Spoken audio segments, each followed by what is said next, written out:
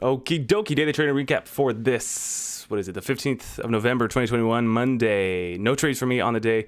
This morning I had some family stuff to take care of, so I really wasn't watching the market hard. I didn't want to put myself in a situation of stupidity that way, so smartly kind of just took myself out of the equation and watched what was there, and there's really no hard A-plus setups again that I would have wanted to been in anyway, but regardless of that, I think there's a lot of short opportunities that I just need to be more short biased in this market, short-minded of how I look at these and start to play them more and more, and at least just start testing the waters with my margin account.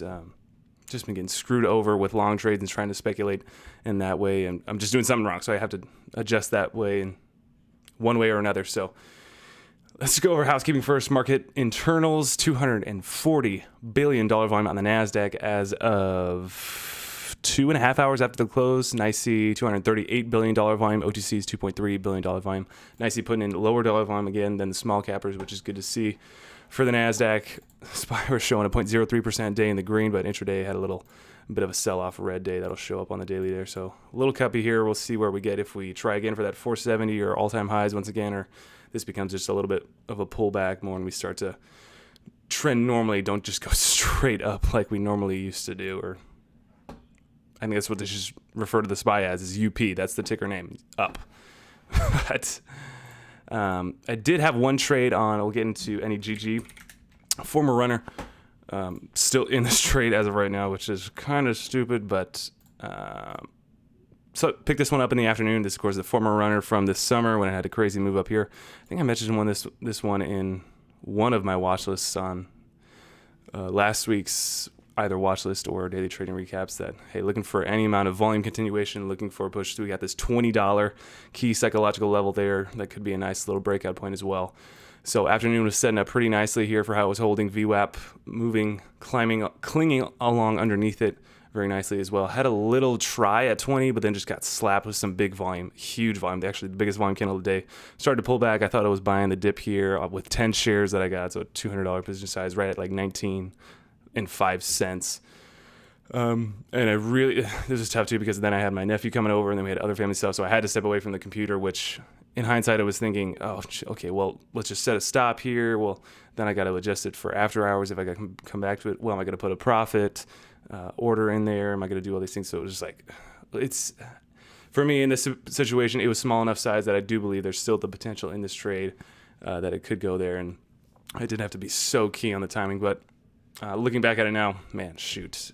That's just another one. You can't let these things slip through the cracks, and you can't just be lenient with anything in the stock market. It's tough that way, but I'm still in it. I still feel convicted.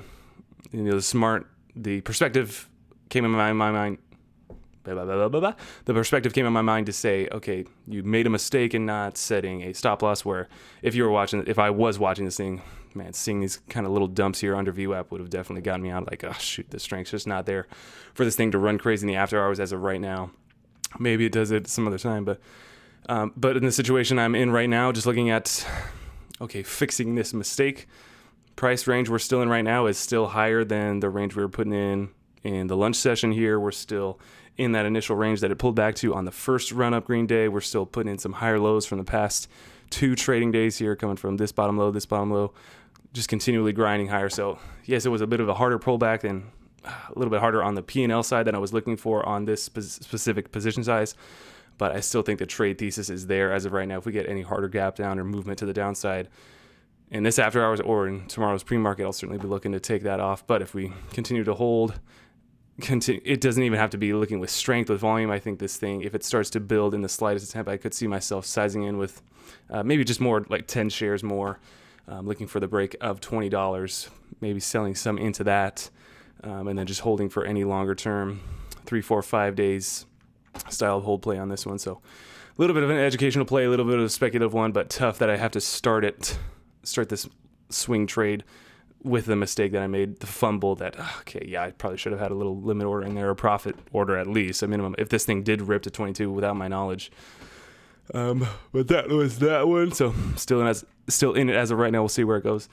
Referencing back to the introduction where, man, I got to get more short bias. Just all of these that I had that feeling on, drug especially too, of, I forget what this one is precisely, but it truly doesn't matter. It's in the end of the day, these are all the same thing over and over again. And I had the feeling that this was going to be one of those days that not a lot moving out there, and if I could put it to specific data, but it's just that feeling, that intuition of one of those days where there's not a lot awesomeness on the scanner in the morning, and for some reason these things just kind of just tank and sell off. There's no real bid props. Any amount of overhead is just competing against themselves, and it's just tough to get any amount of filled. KERN had a little bit of an attempt there, but then perfect little peak to sell into as a short within these first few minutes here. Just easy little profit hold, an easy sit as a short. He tries to reclaim VWAP, but just fails once again. Far more profit opportunity on the backside of that one. UAVS was a earnings play, but even still the same thing. Once you get to market open, it's just a slow grind down. BTB, an over weekend type of trade, type of price action, but golly, just continually down after, this would be 6:43 Eastern time, that there was no uptick almost after that in the pre-market on this one. Just absolutely insane. So those are the style of trades that I definitely want to be a part of, and it's hard for me to, it isn't hard, it's pretty simple, but I just try to make it hard as an excuse for myself why I'm not in them as of right now. But those are the style of plays that I certainly want to be a part of, where the trend is your friend and the trend is your favor, and you are just playing intraday. There's nice percentage and volatility and moves in your favor, and it's just an easy ride that you don't have to be so exacto precision with your entries. You can be a little bit more with your exits, but at the end of the day, it's hard to screw up. Those are the types of patterns that I definitely want to be a part of. On the BTs, on the drugs like today too, knowing that, okay, just start getting short, even though it seems so far from VWAP once we get to market open, and then you're just like, okay, what if it has any amount of little reclaim to VWAP? Just get short there. Maybe it comes back to touch this $9 level.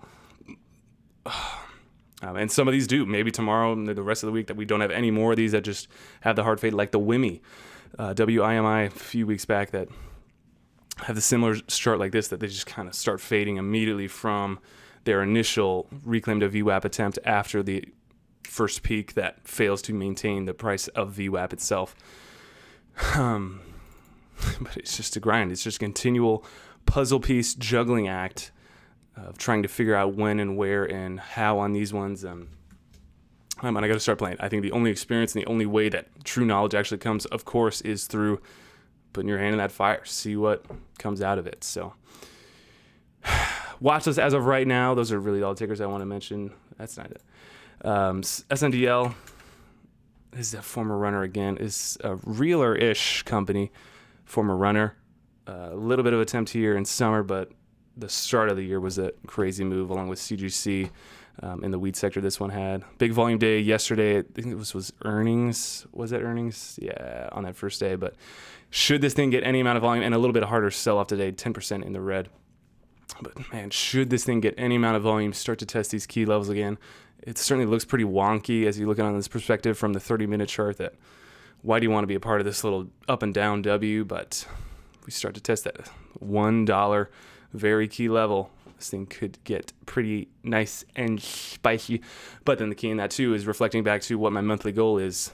I got to get sharper with my entries and executions. If I'm fully committed to this trade and I'm seeing, this level hold where we're closing now, higher low from this 80-cent level that it did last Friday. If we start to get around there, then I have to, that is the place where to make that trade, not when it's breaking $1. And then I have to look for 10% from there, or if I have to look for any amount of percentage from there. That's where everybody who is in the trade is already selling. I'm buying their shares. So should I want to play this one, that's where the entry would have to be. And I got to handcuff myself to know that if it does break up to $1 and I'm not in it yet at that point, then I have lost that trade. I have to give that one up because I was not a part of it. If the opportunity presents itself as a pristine, opportune entry point to get in there. CYTO, former runner from 2 trading days ago, big spike in market hours, or no. Yeah, this was a crazy one in pre, and then it even had a little bit more run during market hours. And a little kind of reclaim here. We're closing higher than we opened, closing above VWAP. After hours is whatever. So we'll see. Look for any amount of bid support right out immediately out of the gate tomorrow morning, or if that just doesn't develop, doesn't happen, potentially look within the first hour, first half hour, if any bid support starts to come, like a Bryce Tui style of trade, just kind of hawkeye on that level 2 to see if there are big players in this one that could push this one again. But yeah, it could go back to its roots of this just kind of choppy, stupid, numbing trading of what it wants to do here, and then it could just get not fun whatsoever. So I'll have to keep that in mind as well too if I want to get in this one, and if I'm still in it at its end ranges of parabolic moves, if I think it's going to be going in from there, I can't diddle in the middle. I just got to be playing those moves as they're there, and getting the heck out. That's for sure. OTC sector DPLS, man, I was eyeing this one around this 11 cent mark, and it's just like not my most favorite price action, but sure shooting. Their volume comes in to break above 11 cents, closing at 12. Very, very nice. Look for any second day continuation on this one. Call it a former runner. Has the opportunity to be volatile with how sketchy this one is.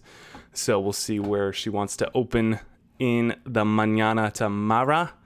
And OZSC, kind of the same thing, not a true second green day play, but one of the most parabolic days and one of the most volume days as of late. And again, another former runner from the start of the year. So see if anything, if we get a gap up, very, very nice close, very, very nice overnight trade hold on this one, I would say. Maybe we do get a gap up, but or maybe we don't. So we'll see where she wants to be from there. But yeah, tough to say, even not looking at this one as a panic dip buy, because just abysmal volume to panic this thing if it just wanted to start going red. So we have not had a good panic dip buy in a long time. We certainly need one of those once again. But that is all I had. I sincerely thank you guys for watching this quick little recap. Again, just a little watch day because of other stuff going on in this roning. But it's always necessary. It's always vital, even though on the past 2-3 trading days that I've not been trading anyway, but to kind of force yourself in a situation to look at it from a total outside perspective and detach yourself from money, the money side of it, and how our brain loves to equate that dollar size to real world application, and get rid of that. And being able to do that is being able to get away from that and step into the realm of, this is kind of a video game, sure. What if I did this, or what if I did this, and just kind of experimenting with thoughts and play, and then maybe applying that to backtesting or even real-time charts. That's how we progress, and it's how we grow, and I'm certainly excited for it every single day. So I thank you guys for watching. We will catch you guys on the next one.